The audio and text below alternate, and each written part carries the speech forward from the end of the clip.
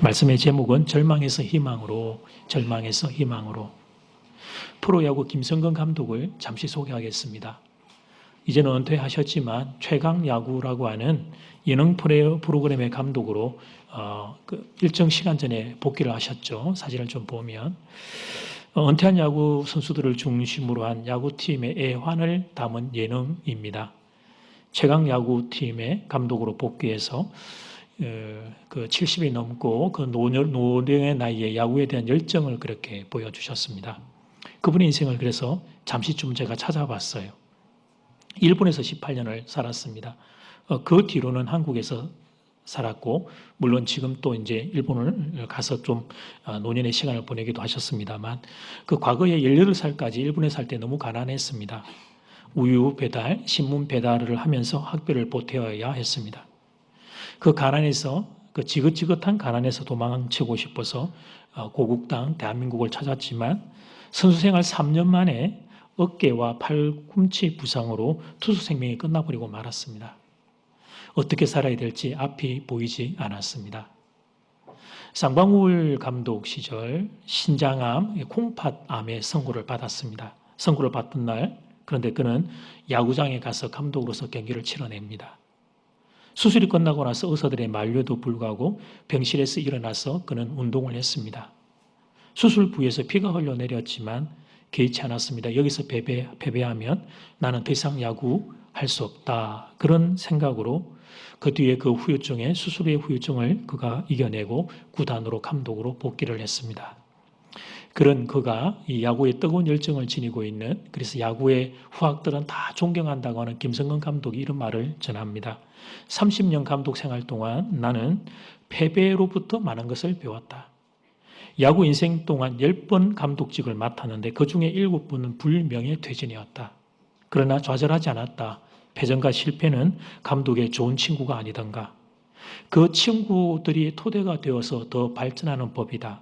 실패의 원인을 찾아내서 대책을 강구하고 새로운 지식과 지혜를 가지고 도전해 가는 것이다. 그게 내가 살아온 방식이었다. 이런 이야기를 남겼습니다. 사랑하는 여러분, 우리는 결과에만 시선을 두는 경향이 많습니다. 뭔가 위대한 실적이 나타나면 그것을 바라보고 와, 대단하다. 그렇게 탄성을 지르며 부러워합니다.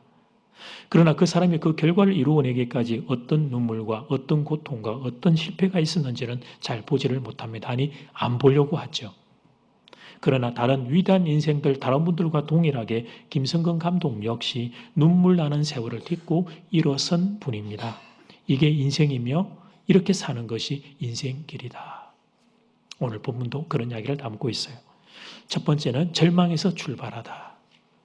성경의 인물 중 힘, 파워하면 빠지지 않는 인물이 삼손입니다. 삼손. 삼손은 머리가 길고 힘이 강력한 사람이었습니다. 인터넷에서 제가 이제 삼손을 검색을 했더니 제 사진이 나오더라고요. 한번 보여드릴게요. 제 사진이 이렇게 나와요. 삼손 이렇게 해서 제가 이렇게 벗은 모습을 보여줘도 되는지 모르겠지만 하여튼 벗으면 그래요. 예. 믿거나 말거나 하여튼 그런데요. 다시 한 번만 좀 보여줘요. 제 이야기 듣고 웃느라고 사진을 제대로 못 봤잖아요. 예. 키는 아마도 180 이상은 되었을 것 같고 역삼각형 몸매 딱 맞죠, 그죠? 역삼각형 몸매에 근육이 울퉁불퉁 튀어나온 몸짱 중에 몸짱이었을 겁니다. 이렇게 하고 나니까 살짝 좀 부끄러워지네. 오죽하면 튼튼한 가방의 대명사가 된 샘소나이트. 예, 샘소나이트가 삼손에서 이름을 따온 거예요. 돌 깨지는 소리들이, 돌 트는 소리들 막, 이제 막, 샘소나이트, 그게 삼손에서 온 거예요. 그런 삼손이라면, 그렇게 강력하고 파워풀한 삼손이라면, 그의 출신과 출발은 또 얼마나 멋졌을까. 이렇게 단단한 아들을 낳을 정도라면 그 부모들은 얼마나 또 대단한 사람들이었을까. 그런데 오늘 본문은 다른 이야기를 합니다. 2절 말씀을 보면요. 소라 땅에 단지파의 가족 중 마노아라 이름하는 자가 있더라. 이 삼손의 아버지인데요. 그의 아내가 임신하지 못하므로 출산하지 못하더니 아버지 이름은 마노아입니다. 마노아라고 하는 이름의 히브리어의 의미는 안식입니다. 쉼, 평안. 소라 땅은 이방민족과의 싸움을 위해서 그래서 그 당시에 전략적으로 지었던 성읍 중에 하나였습니다. 그러니까 마노아는 그 이방 민족과의 싸움이 끊어질 날이 없는 한 성읍 가운데서 아이고 좀 쉬었으면 좋겠다. 좀 안식을 누리면 좋겠다. 그걸 꿈꾸고 살았던 한 평범한 소시민이었다. 그렇게 볼 수 있습니다. 그렇게 사랑하는 아내와 함께 행복한 가정을 꾸리고 쉼과 안식을 그렇게 소원하며 살아가고 있었는데 근데 이 가정도 이 세상의 모든 인생이 다 그런 것처럼 눈물이 있고 결핍이 있고 한계가 있었던 거예요. 당시 고대 근동 아시아에서는 이 불임을 부정적으로 보는 경향이 그 당시에는 있었습니다. 그때만 해도 지금처럼 인식의 지평이 온전하게 잘 열리지 못했기 때문이에요. 사랑하는 여러분, 아이는 있을 수도 있고 없을 수도 있어요. 가정의 출발과 가정의 기본은 남편과 아내이라는 것을 늘 기억하십시오. 그러니까 아기는 하나님이 주실 수도 있고 또 우리는 없을 수도 있어요. 그런데 이 고대 시절에는 이런 사고가 열리지 않아서 다친 사고들이 여기 고대 근동아시아만 그런 게 아니라 우리의 고려시대, 조선시대에도 그런 안타까움들이 많이 있었죠.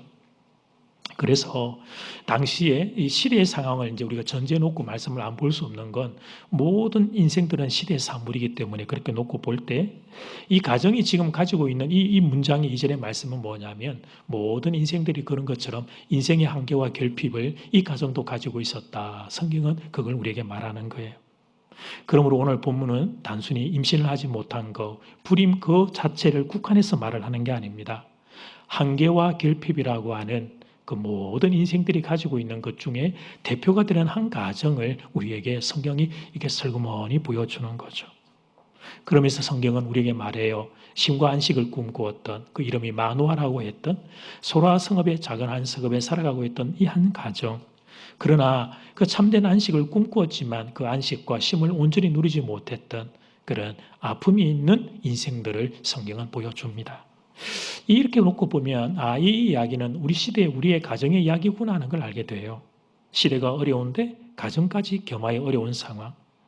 오늘 본문 읽지 않았지만 1절도 보니까 40년 동안 무려 40년 동안 블레셋 사람의 손에 여러 번 붙잡혀 있었다고 이스라엘이 그렇게 기록을 하고 있습니다.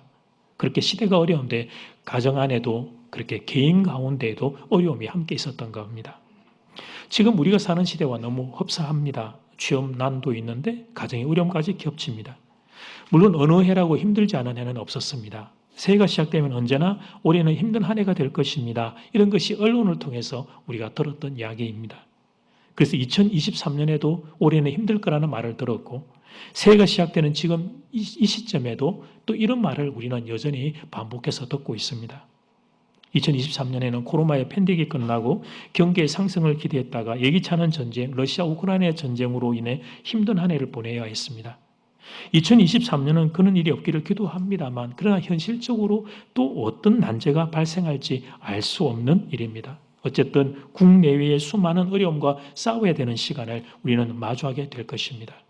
제가 여러분 좀 큰 이야기만 했습니다만 더 작은 자리로 와도 사실은 어둠의 그림자들은 우리 앞에 놓여 있죠. 가족의 건강의 문제라든지 또 경제적인 어려움이라든지 또 여기에 있는 우리 젊은이들 본인들, 청소년들 본인들, 부모 입장에서는 자녀들의 진학과 진로의 문제.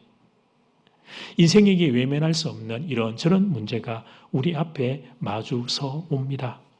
여러분 이 중에 어느 하나만 덜컥 걸려도 우리는 눈물 없이 통과할 수 없어요. 어느 것 하나 만만치 않은 주제죠. 가족의 건강이라든지 경제적인 어려움이라든지 자녀들의 진학과 진로 어느 것 하나 만만치 않아요. 그것이 우리에게 턱 걸리게 되면 어둠의 그림자가 우리를 엄습하고 그러면 내가 안 그러려고 그랬는데도 절망이 우리 마음을 덮어버리고 절망이 우리를 짓누르고 우리에게 있는 희망을 빼앗아가고 하나님은 나 사랑하지 않는 것 같고 하나님은 내 옆에 없는 것 같고 하나님은 내 기도 들어주지 않는 것 같고 그렇게 우리의 마음이 한없이 밑으로 추락을 할 수밖에 없습니다. 그러니까 만우의 가정을 이렇게 공격했던 그런 이 가정에는 이 주제를 공격했다면 또 우리 인생에는 다른 주제들을 가지고 그렇게 이 악한 것들이 공격을 하는데 그것이 만우의 가정이고 또 우리의 이야기일 수 있다고 성경은 먼저 보여주는 것입니다. 자, 이제 두 번째. 그러나 절망의 자리에서도 믿음을 선택할 수 있다. 이건 같이 외쳐볼까요? 시작. 그렇다면 이런 세월 속에서 우리는 어떻게 살아야 하는 것인가? 답을 가르쳐 드립니다. 절망의 자리에서도 믿음을 선택하며 사는 것입니다. 나는 할 수 없으나 하나님의 은혜가 임하면 기적이 일어날 수 있기 때문입니다. 나는 방법이 없으나 하나님이 손을 펴시면 축복이 임할 수 있기 때문입니다. 그래서 하나님의 도우심을 구하고 하나님의 도우심을 구하고 하나님의 도우심을 구하고 믿음을 선택하며 사는 것입니다. 절망이 깊으면 깊을수록 오히려 더 우리는 믿음을 붙잡아야 합니다. 하나님을 붙잡아야 합니다. 절망은 내가 헤쳐나올 수 없고 하나님의 도움으로 우리는 뛰어넘어야 하기에 그럴수록 더 하나님을 바라보는 것입니다. 여러분, 당시 사람들에게, 당시의 고대 근동 사람들입니다. 그들에게 있어서는 지금 우리는 여러분 땅이죠, 그죠? 부동산. 이 땅이 많으면 우리는 인생이 아주 긍정적인 어떤 외적 표지다 그렇게 보잖아요. 근데 당시에 그렇게 보았던 아주 긍정적인 표지 중에 하나가 당시에는 이제 자녀들의 숫자가 많으면 그게 아주 긍정적으로 보이는 그런 시대였어요. 그래서 삼손 오늘 본문의 이 13장 이전의 사사들을 잠깐 살펴보면 입산의 경우에는 그 앞장 12장 8절을 보면요. 아들 30과 딸 30을 두었습니다. 또 압도는 12장 13절에 보니까요. 아들 40과 손자 30이 있다고 기록하고 있습니다.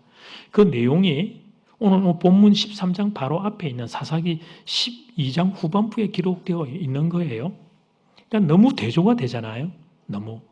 당시에 긍정적인 표지로 보여졌던 이 자녀들이 숫자가 많은 사사들이 그 위에 두 명이나 포진하고 있는데 바로 뒤에 이어서 나오는 이 여러분 만호의 가정 가운데에는 그런 결핍과 한계가 있는 게 너무 대조가 된단 말이죠. 그러니까 여러분 만호아는 한 명도 없어요. 근데 여러분 여기서 제가 잠깐 좀 궁금했던 건 뭐냐면 아들 30과 딸 30 합계 60명을 어떻게 한 사람이 낳을 수 있었는가 하는 점입니다. 더 이야기하기가 좀 그런 건 19금이기 때문에 여기 우리 미성년자가 많아서 그냥 상상만 하고 넘어가 보려고 해요. 물론 산술적으로 불가능한 것은 아니지만 이 말은 여러분 다 느낄 거예요. 본처 아내 외에 다른 척들을 두었다는 것입니다. 사사시대에 자기의 소견에 오른 대로 살았던 암흑의 시대에 인간적인 방법이 난무하고 있었는데 심지어 그것이 사사들에게까지 전염이 되어 있었던 겁니다. 근데 마누아는 그 시대의 사람들이 사는 것과 다르게 살았어요. 그와 아내는 어떤 인간적인 방법으로 급한 마음으로 그렇게 자녀를 가지려고 그들은 그렇게 시도하지 않았습니다. 자녀가 없음에도 세월이 가고 있지만 그들은 묵묵히 하나님을 바라보고 믿음의 걸음을 조용히 걸어가고 있었습니다. 자녀를 주시면 좋지만 하나님 없어도 괜찮습니다. 그래도 하나님이 저희를 사랑하시는 걸 저희가 알기 때문이고 또 우리는 헤아릴 수 없는 하나님의 기쁜 뜻이 우리 가정 가운데 있다는 걸 하나님이 알기 때문입니다. 그런 믿음으로 이 가정이 귀하게 걸어가고 있었던 거예요. 사랑하는 여러분, 믿음의 조상이라고 하는 아브라함도 지금 이 마노아 가정의 이 부부의 믿음이 얼마나 귀하냐면 믿음의 조상이라고 하는 아브라함도 하갈을 통해서 아들을 얻으려고 했으니까요. 그런데 마노아는 하나님 앞에서 조용히 기다립니다. 침묵하고 하나님께서 주시지 않는 것을 인간적인 방법으로 얻으려고 앞에 있었던 다른 사사들과 같은 그런 방식들을 선택하지 않습니다. 마노아는 자기의 인생, 하나님과 함께 사랑하는 아내와 함께 자기 인생을 걸어가요. 초라하게 여기거나 비참하게 여기거나 좌절하거나 절망하거나 무너지지 않습니다. 남들이 뒤에서 뭐라고 수군거리더라도 그것의 마음들을 뺏기지 않고 그들은 묵묵히 조용히 소라 성읍에서 이 가정이 살아갑니다. 그리고 그렇게 살아가고 있는 그들에게 하나님은 예기치 않는 선물, 놀라운 선물, 넘치는 선물을 그들에게 허락해 주시는 것입니다. 성경에 보면 또 다른 인물이 있는데 그 대표적인 인물이 요셉입니다. 요셉의 믿음이 빛나는 이유가 뭡니까? 성경학자들은 정확한 나이에는 좀 이견이 있습니다만 대략 한 17세부터 30세까지 그는 고난의 연속이었습니다. 노예로 팔려가고 감옥에 갇히고 남의 일이니까 우리가 이렇게 쉽게 말하지만 여러분 20대의 청소년이 형에게 인신매매를 당했다. 10대 후반의 청소년이 여러분 형에게 배신을 당해서 그렇게 노예로 팔려갔다. 자신은 잘못한 게 없는데 억울하게 누명을 쓰고 감옥에 갇혔다면 그 마음이 어떠했을까? 그런데 요셉은 단 한 번도 인간적인 방법으로 그 자리를 벗어나려고 하지 않습니다. 절망하고 좌절하고 자신의 신세를 한탄하고 그렇게 포기하지 않아요. 하나님의 때를 기다립니다. 아무리 낮은 자리, 아무리 험한 자리, 아무리 억울한 자리에 절망의 자리일지라도 그는 침묵하며 기다립니다. 그리고 30살이 되어서 하나님이 그를 세우실 때 애굽의 총리로 섰지요. 그래서 여러분 오늘 이 마노아와 요셉을 통해 우리가 배우는 믿음의 정의 자막을 보시면 믿음은 하나님을 믿고 기다리는 것이다. 외쳐봅시다. 시작. 하나님을 믿고 기다리는 것. 그래 바로 이게 믿음이에요.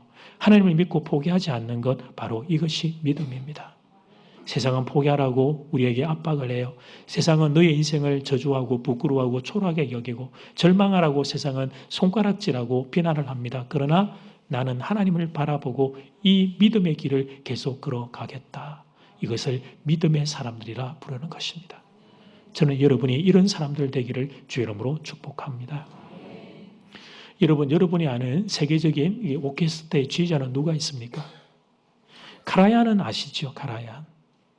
역시 여기서도 이제 세대 차이가 납니다. 모르는 그룹들이 발생을 해요. 제 세대가 언제나 기준인 거죠. 자기 중심적인 거니까. 제가 살았던 세대의 기준으로 하면 카라얀은 베르린 필하모니의 이분의 원래 전 이름은 헤르베르토 폰 카라얀이라고 불려지는 분인데요. 1950년부터 시작해서 2000년대까지 활약했던 분입니다. 그래서 이제 저하고 세대가 같기 때문에 저는 잘 알고 있는 분인데요. 저와 같은 연배에 해당하는 분들은 다 그죠? 예, 한 번씩은 들어봤을 거예요. 카라얀에 관한 이야기를. 우리나라의 소프라노였던 조수무 씨와의 협연으로도 이렇게 유명한 분이기도 해요. 근데 이분을 소개하려고 하는 건 아니고 이분보다 한 세대 앞에, 그래서 여러분도 좀 모를 수 있는 분이 있어요. 한 세대 앞에 유명한 지휘자가 한 분이 있습니다. 1900년대부터 시작해서 1950년대까지 세계적인 지휘자로 이름을 날렸던 분은 토스카니니라는 분입니다. 여러분 보고 계시는데 마에스트로 아르투로 토스카니니라고 하는 그런 분이 계셔요. 이분의 원래 음악의 전공은 첼로예요, 첼로. 그리고 자신 가고 싶었던 교향악단이 한 군데가 있어서 계속 그 첼로를 연습을 해서 원하던 그 교향악단의 단원이 되었습니다. 그런데 여러분 어떻게 하면 좋아요? 단원이 되고 난 뒤부터 그의 시력이 조금씩 나빠지기 시작한 거예요. 그래서 나중에는 결국 악보를 볼 수 없을 정도까지 눈이 나빠졌습니다. 연주자가 악보를 볼 수 없다면 사실상 끝난 인생이나 다름없습니다. 그런데 그는 첼로 연주를 포기할 수가 없었어요. 사랑하는 이 음악가의 길을 그만둘 수가 없었어요. 음악을 너무 사랑하고 이 첼로를 너무 사랑했기 때문에. 그래서 그가 선택했던 방법이 있었습니다. 그것은 악보를 통째로 외우는 것이었습니다. 처음에는 자신이 맡았던 첼로 파트만 다 암기를 했습니다. 그런데 완벽한 연주를 위해서, 조화로운 연주를 위해서는 다른 악기들의 파트까지 다 외우는 것이 그게 더 좋겠다고 생각을 해서 그다음부터 토스카니는 자기가 연주하는 곡들이 있으면 모든 악기의 파트의 악보를 다 외우기 시작을 한 거예요. 그러던 어느 연주의 날, 공연을 앞두고 있던 어느 날 이상한 일이 발생을 했습니다. 시간이 임박했는데 지휘자가 나타나지 않았습니다. 지휘자는 없고 그렇다고 여러분 청중은 모여 있는데 연주회를 취소할 수도 없는 아주 난처한 상황이 되었습니다. 궁여지책으로 단원들 가운데 한 사람을 임시 지휘자로 세우자 그렇게 합의가 되었는데 단원들이 서로 이제 언론을 했죠. 누구를 추천할 거냐. 그 추천 끝에 토스카니니가 지휘자로 추천이 되었습니다. 임시 일회용 지휘자로. 이유는 단순했습니다. 지휘자라면 최소한 악보만큼은 모두 외우고 있어야 한다는 이유 때문이었습니다. 그리고 모든 파트의 악보를 다 외우고 있는 사람은 대원들 중에 토스카니니 한 사람뿐이었습니다. 그리고 그가 했던 그 한 분의 지휘는 큰 폭풍을 몰고 옵니다. 토스카니니가 지휘에 탁월했던 것입니다. 이후 그는 임시 지휘자의 라벨을 떼고 그는 본격적으로 정식 지휘자의 생활을 하기 시작을 합니다. 이태리의 토리노 오페라 극장, 파르마 오페라 극장을 거쳐서 당시 세계 최고의 오페라 극장이었던 밀라노 라스칼라의 음악 감독으로 취임하며 한 50년의 세월 카라얀이 등장하기 전까지 전 세계의 가장 위대한 지휘자로 그의 인생을 걸어갑니다. 훗날 그는 이런 말을 했어요. 자막을 보시면 나의 나쁜 시력이 나를 명지휘자로 만들어 주었다. 나의 나쁜 시력이 나를 명지휘자로 만들어 주었다. 여러분 인생을 살면서 맞이하게 되는 위기는 당연히 마음이 아픈 일입니다. 그러나 그 위기를 기회로 바꾸는 사람들이 있습니다. 토스카니니가 그런 인물 중에 한 명입니다. 연주자 이전에 여러분 그가 연주하는 연주자인데 연주자 이전에 한 사람의 시력이 나빠지기 시작하면 여러분 그것은 보통 문제가 아니에요. 눈이 여러분 좀 나빠지면 삶의 질이 확 떨어집니다. 눈이 여러분 불편해지기 시작하면 사람 만나는 게 싫어요. 사람도 잘 알아보지 못하고 사는 게 귀찮아지고 우울증이 찾아옵니다. 그것이 일반적으로 사람들에게 나타나는 현상입니다. 근데 토스카니는 그런 상황에서 마음을 다르게 먹었습니다. 할 수 없는 것이 아니라 할 수 있는 것을 찾았습니다. 그만두는 것이 아니라 계속 할 수 있는 길을 찾았습니다. 그리고 그는 기적과도 같은 인생을 일궈낸 겁니다. 그 이후에도 그는 지자로서 사는 동안에도 그는 계속 시력이 안 좋았기에 늘 악보를 암기하고 암기한 악보를 가지고 지휘를 했죠. 사랑하는 교우들이여, 이 이야기를 들려드리는 것은 바라긴 이 놀라운 역전의 이야기가 여러분의 이야기가 되기를 축복합니다. 인생을 위기를 기회로 바꾸는 사람들이 될 수 있기를 주의 이름으로 축복합니다. 신구약 성경을 보면 하나님이 공통되게 하는 말씀이 있는데 그것은 우리의 실력보다 하나님은 우리의 태도를 보신다는 사실입니다. 우리의 능력보다 우리의 자세를 보신다는 사실입니다. 물론 실력과 능력도 중요합니다. 갖춰야 합니다. 그런데 하나님은 그것보다 우리의 태도와 자세를 더 중요하게 여기십니다. 실력과 능력은 하나님이 우리에게 공급하면 되기 때문이에요. 그러나 태도와 자세는 우리가 갖춰야 되는 부분이기 때문에 그렇죠. 문제는 누가 하나님에게 있는 그 부유함과 풍성함을 받아 누릴 것인가라고 하는 주제입니다. 누가 하나님의 부유함을 받아서 세상에 흘려보내는 통로가 될 것이라고 하는 주제입니다. 그래서 하나님은 당신의 사람을 찾으실 때 실력과 능력도 있으면 좋지만 그보다 태도와 자세를 하나님은 자꾸 찾으십니다. 한 가지 예만 들어보겠습니다. 오병이어의 기적 당시 예수님이 제자들에게 말씀하셨습니다. 너희들에게 있는 것을 나누어 주어라. 그때 제자들은 자기들의 실력을 보았습니다. 자신들은 가진 게 없었습니다. 그래서 예수님께 못하겠습니다. 대답을 했습니다. 사랑하는 여러분, 예수님이 그런 사실도 모르고 제자들에게 그런 당부를 하셨을까요? 예수님도 아셨습니다. 제자들이 가진 게 없는 걸 아셨습니다. 그러므로 예수님이 그 당시에 그 명령을 하며 원하셨던 건 제자들의 믿음의 반응과 믿음의 태도였어요. 제자들이 이런 말을 할 수 있기를 기대하셨던 거예요. 예수님, 그런데 저희는 가진 건 없어요. 그러나 예수님이 하고자 하시면 하실 수 있음을 믿습니다. 그러니까 주님 말씀만 하십시오. 주님 말씀만 하시면 저희가 순종하겠습니다. 이 믿음의 고백이 제자들의 입을 통해 나오기를 원하셨던 거예요. 근데 제자들은 이 믿음이 없었습니다. 믿음의 태도가 없었습니다. 예수님의 앞에 계시면 그러면 믿음의 태도를 가지면 예수님이 그 믿음의 태도를 가진 자기들을 통해 역사하실 텐데 제자들이 그 일에 실패했습니다. 그래서 예수님이 오병이어의 기적을 일으키는 방식을 선택하실 때 독특한 방식을 선택하시는 거예요. 여러분 가장 쉬운 방식은 여러분 이 오병이어는 구약에 하늘에 만나가 내리는 것을 재현한 사건이거든요. 신학적으로.